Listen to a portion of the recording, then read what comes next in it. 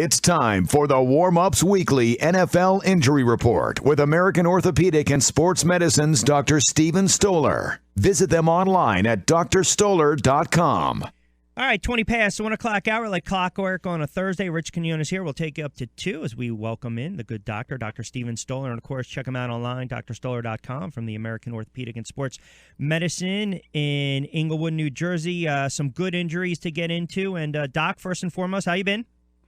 Actually, football emotionally terrible since I'm a Jet fan. Well, you got Geno Smith. You know? Oh, my God. Is that what a night? It's like we have 4 quarterbacks, but we don't have one. And then I see all these unnamed quarterbacks that are rookies. Yeah. And it's like, why can't we find one? But, That's the Jets in a nutshell. Speaking of quarterbacks, yes. One of the big losses this week, Steelers quarterback Ben Roethlisberger, Big Ben, underwent surgery to repair a torn meniscus in his left knee. Now, multiple reports have him missing 4 to 6, 2 to 3. There were a couple of reports that Ben himself said the knee injury he suffered last year could potentially affect his rehab right now with this injury that he sustained in the same knee. So I'm just wondering, what kind of recovery, what kind of rehab process are we looking at? And is that an accurate time period, 4 to 6 weeks?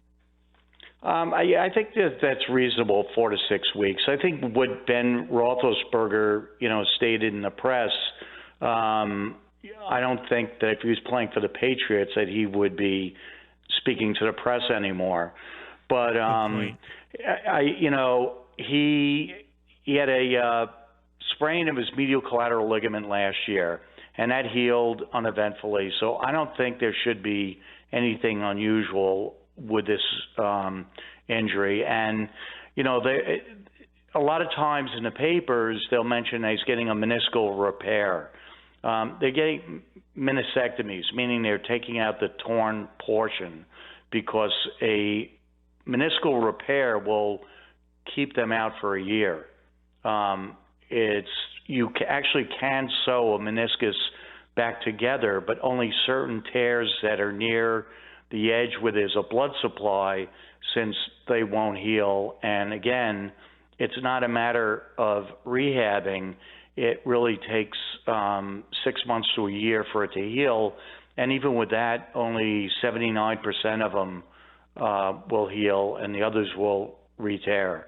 So most of these are meniscectomies. And 4 to 6 weeks, he should be fine. As far as the Eagles in our backyard, center Jason Kelsey was diagnosed with a left foot plantar fasciitis. Did not practice the other day, back to practice today. So I don't know, is this more of a pain tolerance issue?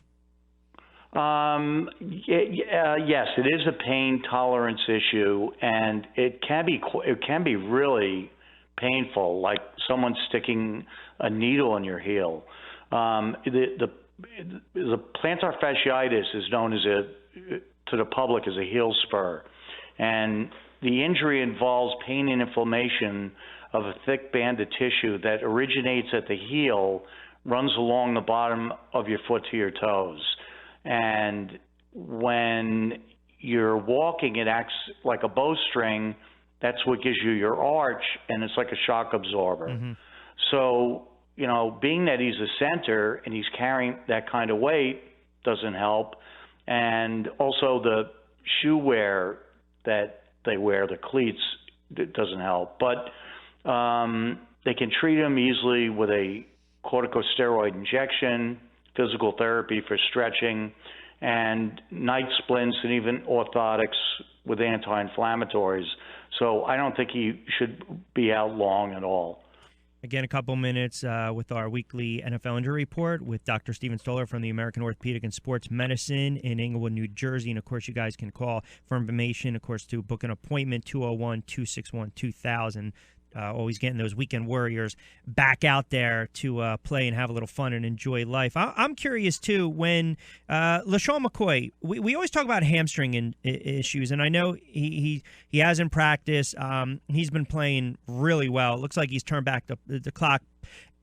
I don't want to get your thoughts on him per se, but I want to stick with Benny Logan for a second, Eagles defensive tackle, because, again, when I look at hamstring issues or groin strains, now with Benny Logan, he had a left groin strain. He also had a calf contusion prior to that in the opposite leg. Can that have led to a groin strain? Sure, because what happens is that you have a difference, an imbalance of strength in your leg, and you're also altering your gait. So that's very possible that you would be more susceptible to sustaining a groin injury from that. The treatment for him is, again, physical therapy and stretching and strengthening exercises. And now they can put on compression shorts. And I think if you've seen the Olympics, especially with the volleyball players, you notice some of them have tape on their shoulders, or in basketball. That's called kinesiotaping, and that's very effective for these kind of injuries. This just came down, so I don't want to throw you a curveball, but it looks like Packers running back Eddie Lacy, who went for a second opinion on his injured ankle. We talked about this a couple weeks ago. It's not good news. According to multiple reports, he's going to need surgery to repair the injury. He's going to be placed on the IR, so it'll keep him out of the lineup for about 8 weeks. I don't recall the exact extent of this injury, but again, you're talking about a running back. There was also a story that came out where he ballooned back up. We always talked about the playing weight. He was back up to 255, 265. Again, I don't want to speculate, that size and being that big of a running back, could that a little more pounding on that ankle and contribute to that injury? Sure. I mean, look, the size and strength of the athletes now, they're able to sustain injuries that you wouldn't see in the past because they're so much faster and so much stronger. I'd be interested to know exactly, because I know he has an ankle sprain, and if I'm not incorrect, it might have been a high ankle sprain. So I guess they're repairing what they call the syndesmosis, which is the ligament between the two bones, which is not a big procedure if that's what it is, and actually will help them get back to returning much sooner than just treating them conservatively. Real quick before we move to Eric Decker, he apparently dropped 30 pounds and then put it right back on in a couple months. Because remember, McCarthy wanted him to lose some weight going into this season. All right, you hit the nail right on the head with Eric Decker. Now we find out not only is he getting shoulder surgery, but he's also going to get hip surgery as well. I mean, those are he already had hip surgery. But those are two major. I mean, to deal with that again, they're two major injuries. Well, not only are they major injuries, but they're not. They're more chronic injuries. So. Here's my question. Did he have this before he signed with the Jets? Did he have any – did they know about it? Mm-hmm. I saw that his wife tweeted that he's been struggling with this for a long time.